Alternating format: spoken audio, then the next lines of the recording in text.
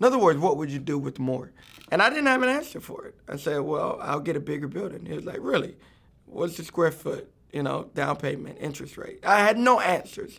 I'll get more staff to do what? Better question, Travis. What does your current staff do? And I didn't have an answer, which revealed that I didn't have a plan. That's the voice of Grammy-nominated recording artist Travis Greene, our guest this week on Conversations from Studio 5. Travis is a husband, father, and the founder and pastor of Forward City Church in South Carolina. His newest title, though, is author. I sat down to chat with him about his very first book. It's titled, Are You Praying for the Wrong Thing? Now, I've heard you say you are not a prayer professional. What do you mean by that? Yeah, I wouldn't identify myself as a prayer professional.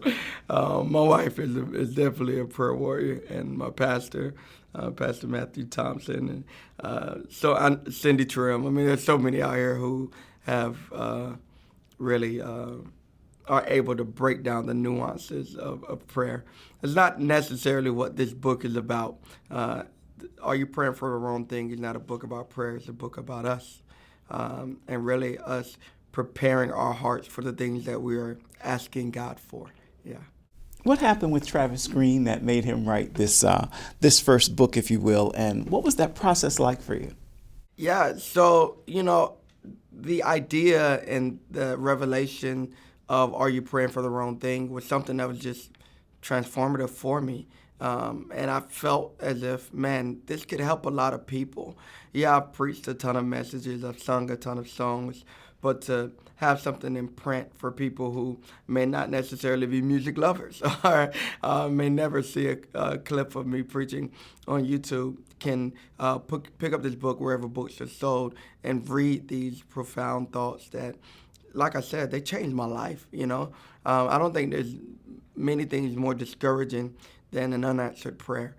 And once I figured out what was the delay? Why are my prayers going unanswered? I found out that I wasn't just waiting on God, but God was waiting on Travis. That there were things in me that he wanted to shore up and make sure that my hands were prepared for what my heart was asking for. And so what was I doing in my current circumstances and the seasons I was in to prepare and steward properly, And so that's what I'm talking about in the book. Many times we're praying for miracles when we should be praying for management. Many times we're praying for stuff, we should be praying for strategy. Praying for more people as I was when I should have been praying for better processes. And so once the Lord revealed to me that my faithfulness is a magnet for favor, it was a game changer, And now, man, we're seeing revival and we're seeing manifestation of things that were promised years ago. But I was just praying for the manifestation and not praying to be prepared for the manifestation. And there's a big difference. God, do this. And God's like, I will, but are you ready for it? And so that's what the whole concept of this came from. And like I said, it's changed my life. It's changed my wife's life. It's changed our leaders. It's changed Forward City Church in Columbia, South Carolina, the church that we pastor. And now with thousands of people picking it up, I'm believing that it'll change their lives as well. Do you think Christians undervalue the power of prayer? Undervaluing? I think yes. I think we don't recognize how strong prayer is, but at the same time, I think we have been we bought into really a misconception as well of what prayer is. Prayer is not this is a quote from the book, but prayer without preparation is just wishful thinking. If you have prayer without a plan, then you're just really just saying, God, if you'll just do this, everything will be better. And, it's very difficult to find miracles in the Bible that did not have some sort of human involvement. And so I think as much as we do pray, we also should be asking God, what are ways that I can be prepared for the things that I'm praying for? And that, to me, elevates us to what I like to call the trust zone. I think many of us get stuck on level one, which is the love zone. We're loved by God, and that's amazing, and it's something we should honor. And then some of us go from that to being what I like to call the use zone. That's level two. If you can use anything, Lord, you can use me. And that's great. It's great to be used by God. But God used the ark to save Noah's family. God used the well to save Jonah.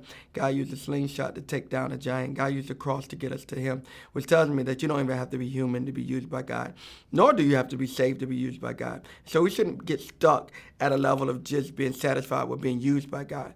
You and I both will use people, employees even, to do things. That doesn't necessarily mean that we trust them with our American Express card. And so you can be loved and used and not trusted. I don't just want to be loved and used by God. I want to be trusted by God. And the only way to get to the level of being trusted by God is to properly steward what I've already been given. And so praying for the right thing is also, man, God, help me to properly steward and manage where I am so that you could trust me with more. I'm not just begging for more, but I'm being prepared for the more that I'm asking for. So where do you personally recall praying for the wrong thing? Oh, man. For me, this entire thing was birthed years ago. I think we were in our second year of Forward City Church, and I was given a tour, if you will, of a very small church called Elevation Church in Charlotte, North Carolina. And I was looking at some of their properties, and I remember having this feeling like, man, they have so much.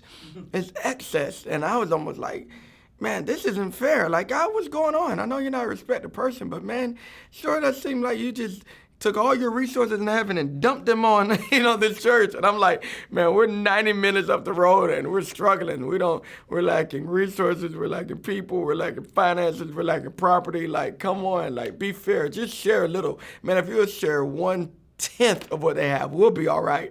And I remember just having this conversation with God in my heart. And the Lord asked me a question. It's $1 million question that I think everyone should prepare to answer. He said, what would you do with $1 million? In other words, what would you do with more? And I didn't have an answer for it. I said, well, I'll get a bigger building. He was like, really? What's the square foot, down payment, interest rate? I had no answers. I'll get more staff. To do what? Better question, Travis. What does your current staff do? And I didn't have an answer, which revealed that I didn't have a plan. And if you don't have a plan, the Bible says, write the vision, make it plain. A vision from God has a plan. And that's also a plan. A proper plan is actually stewardship as well. I'm not just begging for something, but I have a plan, God. And when I started getting that plan and the vision for Forward City and the vision in my heart, when I started making it plain and getting on paper, then God was faithful to give provision to the vision. And I was praying for the wrong thing. I was just praying for more stuff. And I can imagine God's response to many of us. Why? And for what?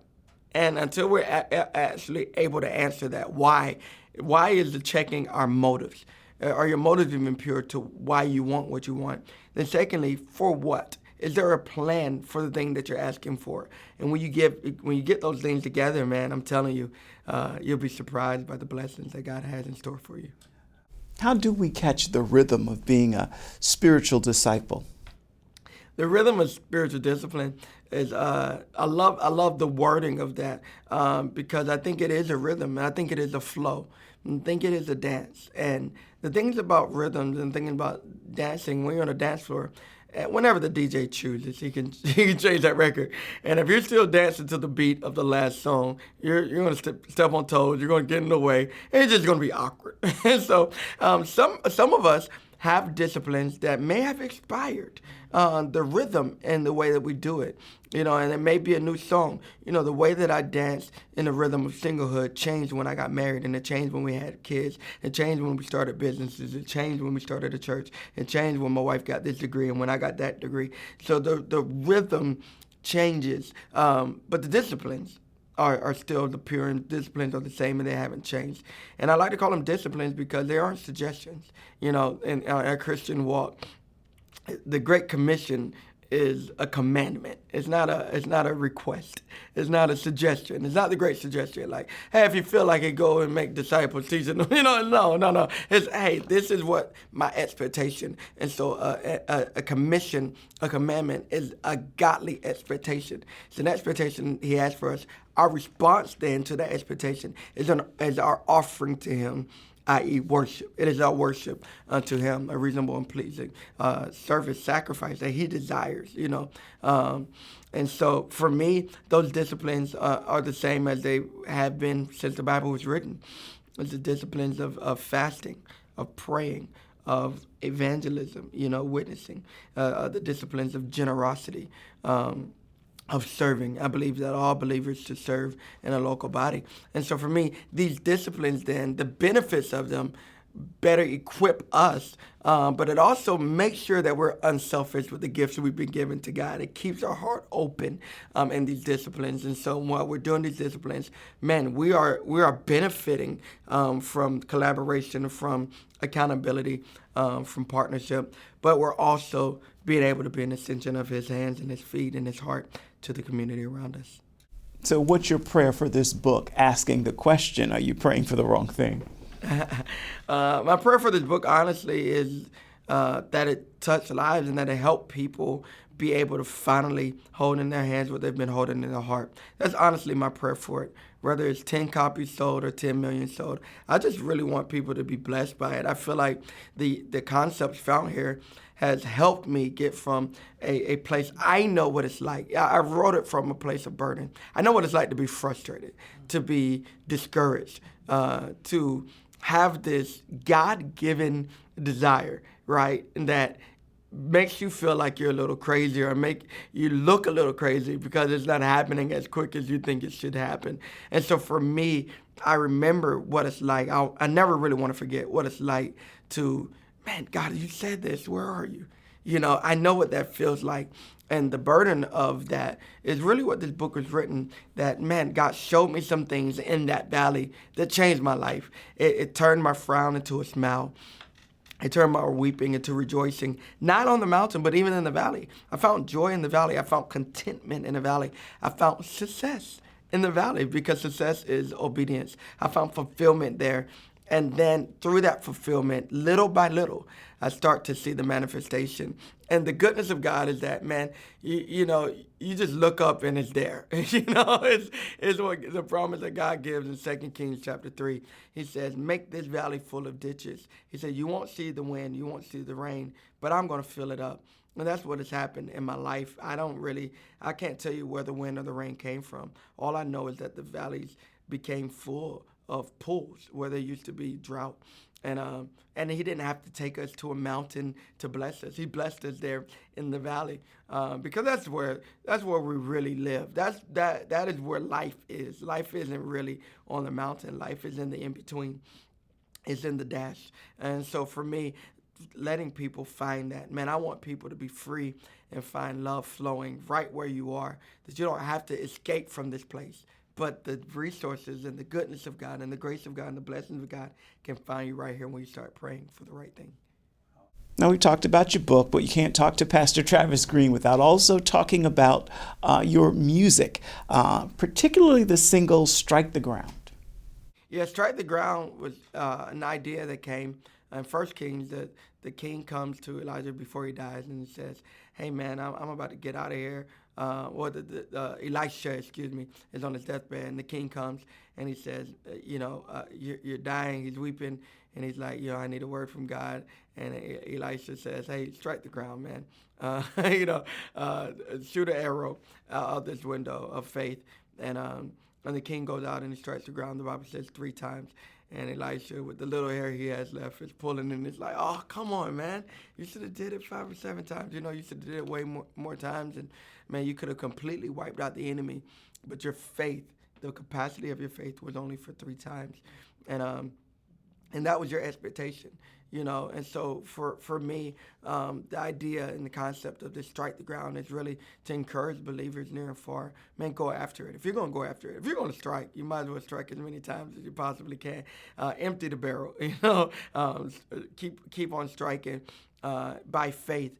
because God is up to something in the background. Here's what I believe. I believe if the king saw the outcome, the immediate outcome, he would have struck more. But that's not faith. Faith is, I can't see what's on the other side of this, but I am going to take action. I'm a partner with God based off of the word and the burden of my heart and do what I can.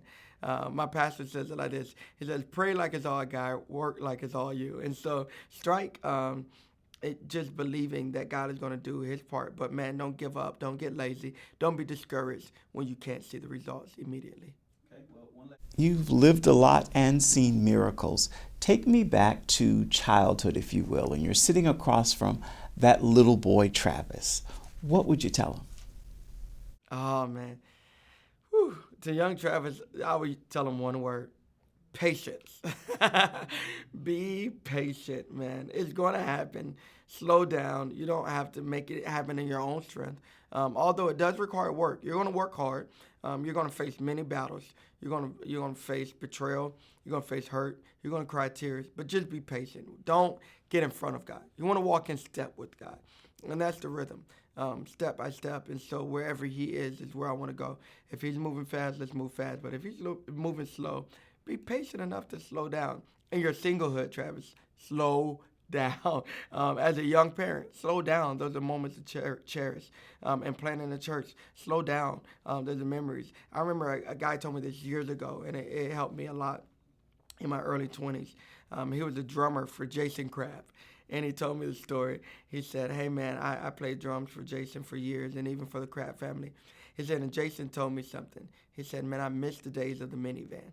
And this was just something I never forgot. I remember this. He said, Jason told him, I miss the days of the minivan. We're so busy now. It's all airplanes and it's all nice hotels and it's all big stages. But man, I miss those days when we all just crammed together in a minivan and was just so excited to have a microphone. We're so excited for an opportunity. And you can't necessarily go back to those days because, it just doesn't match the rhythm of your current life. But there's something pure and there's something just exciting about that. And so I would tell young Travis, hold on. To the startup phase. Don't be in such a rush to get to the planes that you forsake the beauty of the minivan. Yeah. Travis Greene's book, Are You Praying for the Wrong Thing?, is available wherever you purchase your reading material.